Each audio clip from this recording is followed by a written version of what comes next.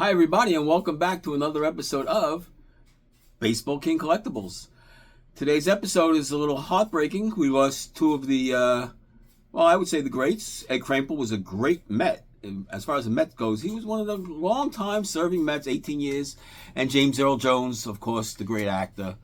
He passed away as well yesterday. But first, I want to thank everybody for subscribing to the channel. We have reached our goal of 125 subscribers. All right. Hey. Next goal. All right, a new goal. 150. Is that unreasonable? I'm begging one subscriber at a time. I'm literally begging. I swear to God, I'm begging. But, just trying to get into the YouTube algorithm, get going, whatever. I think I'm making quality videos. I mean, I look around. I watch some other videos, guys. I don't know what's going on out there in YouTube land, but to each their own.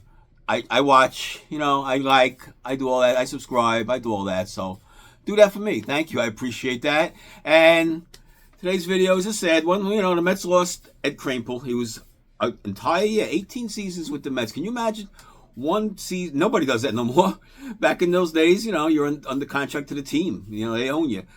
And most of his career, anyway, for the first third of his career, half of his career. But then he stayed with the Mets. He, contract disputes, but he stayed with the Mets. He was faithful to them. 18 years he stayed with them. Can you imagine he came up as a 17-year-old kid in 1962, playing in the Polo Grounds. He walks into the clubhouse. There's Gil Hodges. There's Richie Ashburn. There's Casey Stengel in the manager's office. I mean, that's, for a 17-year-old, he was just out of high school. Right from high school, James Van Buren in the Bronx, straight to the Polo Grounds in the major leagues. He caught a glimpse of the 62 season, and he's stuck on every year since then. Think of the guys he played with and against. His teammates. Yogi Berra was a teammate. Warren Spahn was a teammate in 65. All right. Willie Mays was a teammate. Duke Snider was a teammate. Tom Seaver, of course. All the 69 World Series he was in. And this guy really had a long career with the Mets through the good times and the bad. I mean, the bad times were real bad. He was there with all the bad, all the losing. From 62 to 68.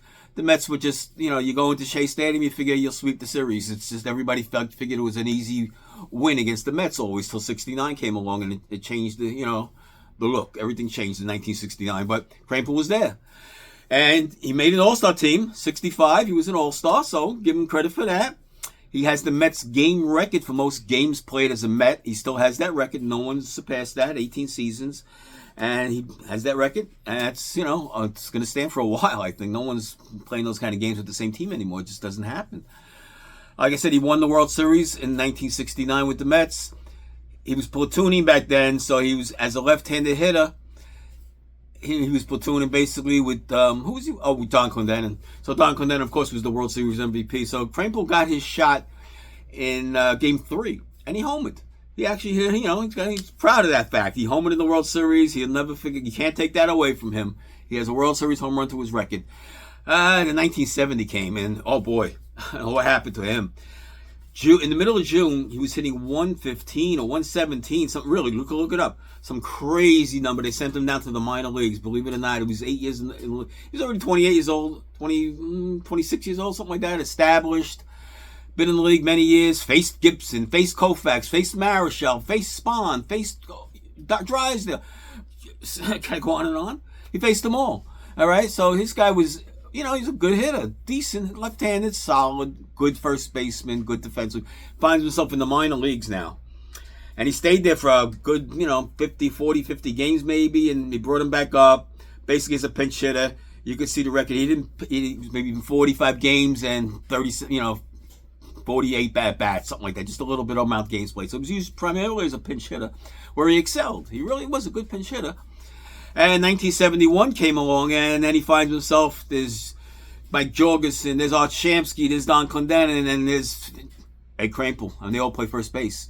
So it was a log jam, and he wanted to be traded, really, but Mets weren't trading him. No, they didn't have to trade you back then. No, they kept him at his low salary. They weren't paying him big bucks. And he was lefty hitter off the bench. He was really a quality player. Matter of fact, his career with the Mets as a pinch hitter, he was 90 for 375, which is like a 290 average or something like that, with 6 homers, 55 RBIs. Not bad. I mean, not bad, So he had a really good career with the Mets. And like I said, his number's not retired. I believe he's in the Mets Hall of Fame. He should be. I mean, he has to be. I'm not a Mets fan, so I don't know all that. But I appreciate Ed Kranepool. Matter of fact, I used to run Ed Kranepool at card shows back in the day. In the 1980s, after he retired, he was out of baseball 79, 80 was his first year. The card shows, that's when they were first starting to hit. And there's Ed Kranepool. And he's got this and that. He's got armfuls of stuff. He's getting everything signed. For free, of course. He's not paying. And even if he paid, it wasn't much back then. I was, we could all, it was affordable back then. $10 an autograph, $6 an autograph. It was crazy. So anyway, I'd always run into him. And first time I ran into him, I didn't have anything to sign with me. And, I'd say, hey, how you doing, whatever. From then on, I started bringing Ed Kranepool cards with me to every card show I went. And I was running into him at every show. So here's just a couple that I have. I just found real quick. Here's one. Here's the same one twice. Twins. I'll put a little closer. Nice autograph. It gives you a nice signature. The old-fashioned guys give you nice signatures, guys. That's just the way it was. So, he was just a really, really nice guy. Every time you saw him, like I said, he was at his card shows all the time. He was probably in his early 40s, not even. I think he was out of baseball time at 35, so he was not even 40 years old. He's at all the card shows, of course, and the 69 Met, I have him on that ball as well, and I have him on photographs as well, his own 8x10s and all that.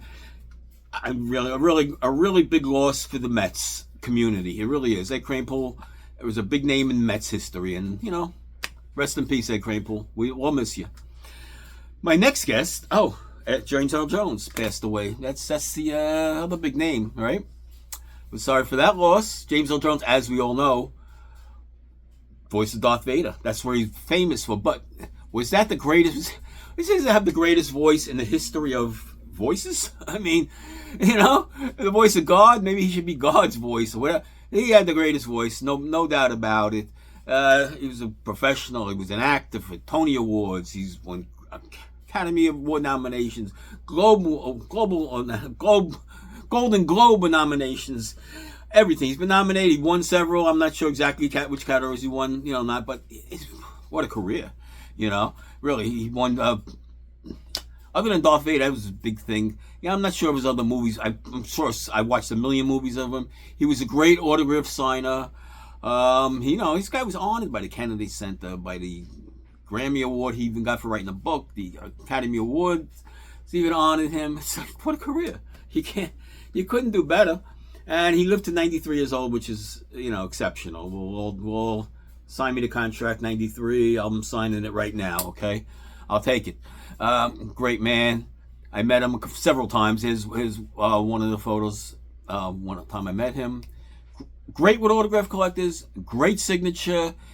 I couldn't find the actual autograph I have of him, but I'll just put a picture up on the screen of it so you can see it. I actually have a couple of. It was too much time to go through all my stuff. I got a lot of autographs to go through it all. I don't have it alphabetized or anything like that, so. It was hard to find. I was looking for it. I just couldn't find it. I said, you know what? I'll just show you a picture. I do have pictures of all my autographs. I have that on file. So we'll show you that. And, just a great guy. We'll miss him too. I think he was in Roots maybe too. I'm not sure. But like I said, he was in epic movies along the way. Tony Award winner twice. I believe he won 2 Tony Awards, for Broadway, stage, everything. So. Rest in peace, James Earl Jones. Another one. We're going to miss you as well. And guys, that's all I got for you today. Like, subscribe, come on back. I think tomorrow's show we're going to do a couple of mystery box openings, mystery pack breaks. All right, guys, there's my phone. I got to go. I'll see you on the next episode of Baseball King Collectibles.